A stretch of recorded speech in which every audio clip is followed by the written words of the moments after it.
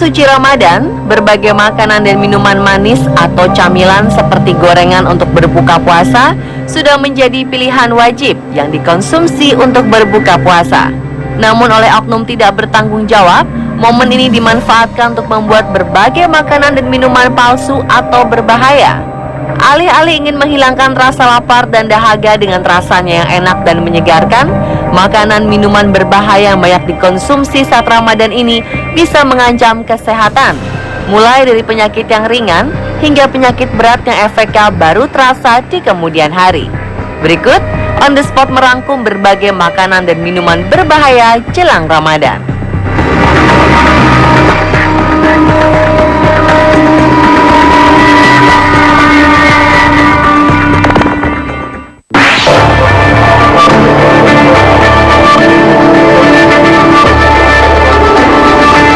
Yang pertama ada sirup palsu. Manisnya keuntungan dari penjualan sirup yang jauh lebih meningkat saat memasuki Ramadan hingga Lebaran ini dimanfaatkan oleh oknum-oknum tak bertanggung jawab. Salah satunya oknum pria pemalsu sirup di ibu kota bernama Misman. Tak hanya merek abal-abal, sirup yang merupakan salah satu produk bermerek yang biasa tersegel rapih juga dibuat versi palsu oleh oknum ini. Langkah pertama yang dilakukan pelaku adalah membeli botol-botol sirup bekas yang kondisinya masih bagus dan mereknya masih menempel dari seorang pengepul.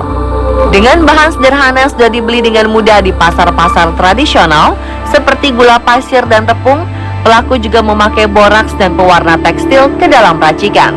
Untuk mengelabui konsumennya, limbah botol bekas yang sudah dimasukkan sirup palsu itu disegel dengan menggunakan lem. Sirup palsu buatan pelaku ini biasa dijual lebih murah dibanding dengan sirup asli. Dalam menawarkan sirup palsunya, oknum nakal ini mengatakan jika sirup yang dijualnya adalah barang reject dari pabrik. Meskipun sirup palsu mirip dengan yang asli, namun tetap ada yang membedakannya.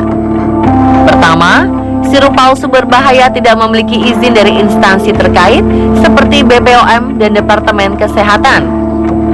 Kedua, sirup palsu memiliki warna yang tak biasa dan mencolok, bahkan cenderung keruh. Sedangkan sirup asli warnanya lebih bersih dan akan lebih lembut jika dicampur dengan air. Rasa sirup asli akan terasa manis tanpa meninggalkan rasa pahit di tenggorokan. Berbeda dengan sirup palsu yang terlalu manis, cenderung pahit. Perhatikan juga kemasan sirup. Apakah kemasan masih dalam keadaan baik dan bersegel atau tidak? Begitu juga dengan tanggal kadaluarsa yang tertera pada botol. Jangan tergiur pada harga yang tak wajar dan jauh lebih murah. Terakhir, pastikan Anda membelinya di tempat terpercaya. Masyarakat juga dituntut berperan aktif menangkal modus pemalsuan ini. Salah satu cara yang mudah adalah sebelum membuang botol sisa makanan atau minuman, terlebih dahulu dirusak atau justru dihancurkan. Hal ini untuk mencegah sisa kemasan makanan minuman dimanfaatkan oknum tak bertanggung jawab untuk memalsukan produk. Dengan begitu, bisa mengurangi tingkat kejahatan sekaligus mengurangi volume sampah.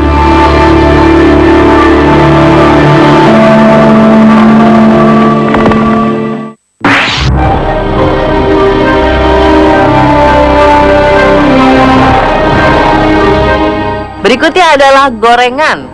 Meski bukan berupa makanan atau minuman manis, namun gorengan selalu menjadi salah satu menu berbuka puasa yang banyak dipilih oleh masyarakat. Mungkin Anda pernah mendengar gorengan mengandung bahan plastik. Ya, meski sudah mengetahui berbahaya, namun hingga saat ini masih banyak para oknum pedagang yang mencampur bahan gorengannya dengan minyak yang diberi plastik demi mendapatkan rasa yang renyah dan tidak mudah melempem. Tak perlu ongkos tambahan untuk aksi curang ini. Plastik bekas yang digunakan bisa berasal dari mana saja, mulai dari plastik pembungkus minyak curah, sedotan, hingga gelas air mineral bekas mereka gunakan. Baru-baru ini seorang oknum penjual gorengan di Binjai, Sumatera Utara juga kedapatan mencampurkan plastik ke dalam minyak gorengnya. Seorang pembeli yang curiga dengan tekstur gorengan yang sangat keras membuktikan kecurigaannya dengan membakar gorengan itu. Terbukti, gorengan itu terbakar, meleleh, dan meneteskan cairan plastik. Johan si korban akhirnya melaporkan temuannya ke Polsek Binjai. Bila Anda penggemar gorengan, sebaiknya kenali gorengan plastik dengan cara sederhana. Gorengan plastik bisa dikenali dari warna yang lebih cerah, tekstur yang sangat keras dan renyah, serta terbakar ketika dibakar. Selain itu, bila gorengan Anda terdapat bintik putih, curigalah. Begitu juga dengan adonan tepungnya. Bila rekahan tepungnya panjang, utuh, dan super renyah, Anda patut waspada. Adonan yang agak rapuh dan berwarna tidak mencolok malah lebih aman dikonsumsi. Memilih untuk memasak sendiri gorengan Anda di rumah bisa jadi alternatif solusi yang tak hanya lebih sehat dan aman, tapi juga menghemat pengeluaran.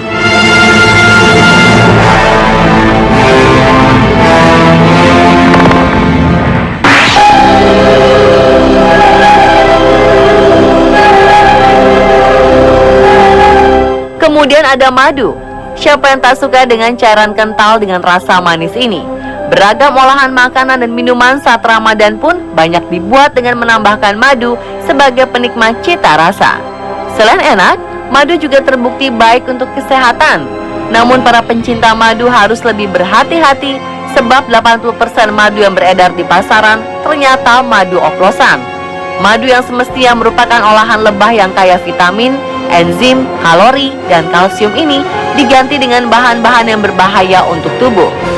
Secara garis besar, pemalsuan madu dapat dikategorikan dalam 3 cara. Madu palsu bisa dibuat dengan penambahan volume. Madu asli ditambah volumenya dengan madu palsu dengan cara mencampurkannya. Yang kedua, madu palsu bisa didapat dengan memalsukan mutu madu. Madu mutu rendah dengan kadar air yang tinggi diturunkan kadarnya dengan cara dipanaskan. Sedangkan yang terakhir merupakan pemalsuan murni, di mana madu didapat benar-benar murni dari racikan manusia. Di sebuah daerah di Jakarta Utara, bahkan diproduksi puluhan botol madu palsu per hari. Pelaku bisa dengan mudah mendapatkan bahan-bahan racikan madu palsu yang dibutuhkan di pasar-pasar tradisional. Kemudian mereka meracik sendiri bahan-bahan tersebut. Yang mengerikan, madu tersebut dioplos dengan boraks yang sangat berbahaya bila dikonsumsi tubuh. Ada beberapa cara yang bisa dilakukan untuk mengetahui apakah madu yang kita beli asli atau palsu. Pertama, dibakar di atas sendok. Madu asli akan berbuih, sementara madu palsu hanya timbul gelombang-gelombang kecil. Kedua, meneteskan madu pada koran. Madu asli tak akan terserap kertas karena kandungan air lebih kecil dari madu, sementara madu palsu akan menyerap ke dalam kertas koran. Ketiga dan yang paling manjur adalah melihat bentuk heksagonal yang muncul ketika madu dicampur dengan air. Metode ini dinilai bisa menjamin keaslian madu. Madu yang dituangkan ke piring kemudian dimasukkan ke air. Madu asli akan memunculkan bentuk heksagonal atau segi 6 mirip sarang lebah di dalam piring ketika piring dikocok secara perlahan. Membeli di tempat yang terpercaya memang jadi cara termudah menghindari bahaya madu palsu. Teliti sebelum membeli dan mengecek kembali menjadi cara yang mau tak mau kita tempuh untuk menjamin keaslian madu asli yang kita inginkan.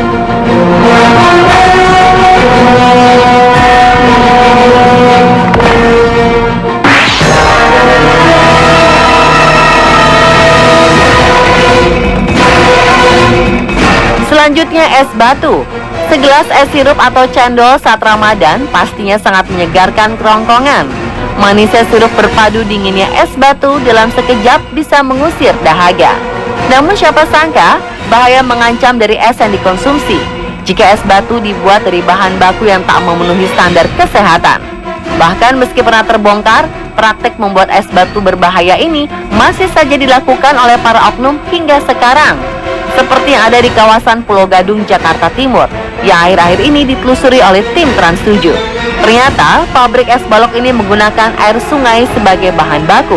Air sungai yang disedot langsung ke bak penampungan air hanya dibersihkan dengan menggunakan kaporit saja dan langsung dimasukkan ke cetakan. Air mentah menjadi bahan baku es batu seharusnya dimasak hingga mendidih dulu. Namun yang mengejutkan, hampir di sebagian besar pabrik es batu, air mentah hanya dibekukan pada suhu minus 4 derajat Celcius. Padahal pada suhu ini, kandungan bakteri dan mikroba berbahaya dalam air tidak akan hilang dan mati. Parahnya di Jakarta, es yang diproduksi pabrik-pabrik di Jakarta kebanyakan dibuat dari air sungai yang tidak memenuhi standar air baku. Kandungan bakteri serta logam berat limbah industri dan rumah tangga sangat tinggi. Artinya, air tidak layak dikonsumsi karena bisa menyebabkan beragam penyakit seperti kolera, tifus, bahkan kanker yang mematikan. Lantas, Bagaimana cara menghindari terkontaminasi es batu ini? Langkah paling mudah dengan membuatnya sendiri di rumah. Menggunakan air matang yang telah direbus, es batu buatan sendiri di rumah pun aman dikonsumsi.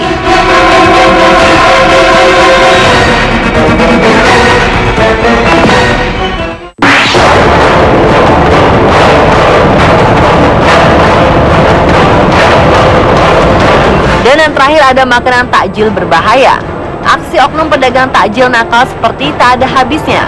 Meski razia terus digelar, tapi takjil berbahaya tak pernah hilang dari pasaran. Oknum-oknum nakal pembuatnya pun terus saja lolos dari tangan petugas. Namun yang amat disayangkan, masyarakat masih saja tergiur dengan bahan-bahan takjil berbahan kimia dan tidak higienis ini. Warna yang menggoda dan harga yang murah menjadi alasan peredarannya tidak bisa dibendung. Menjelang Ramadan tahun ini, razia juga dilakukan tim Badan Pengawas Obat dan Makanan di beberapa pasar di Indonesia. Hasilnya, mereka menemukan sejumlah makanan takjil mengandung bahan kimia jenis rodamin B. Di antaranya adalah kolang-kaling, cincau, dan sirup. Bahan pewarna kimia yang biasanya digunakan sebagai pewarna tekstil dan kertas seperti rodamin A dan B, sudan 1, methanol yellow, dan ponco 3R kerap ditambahkan untuk membuat makanan dan minuman takjil tampil cantik dengan warna cerah. Sementara tawas yang biasanya digunakan sebagai bahan penjernih air, kini kerap dipakai sebagai bahan pengawet murah meriah dan pengenyal bahan makanan. Sedangkan formaldehida atau formalin yang menjadi salah satu bahan utama cairan pembersih lantai, pupuk, lem, dan pengawet mayat, jamak ditambahkan agar makanan tak mudah basi. Bahaya kesehatan jelas mengancam konsumen yang sempat menikmati makanan berbahaya ini, mulai dari yang ringan hingga berat.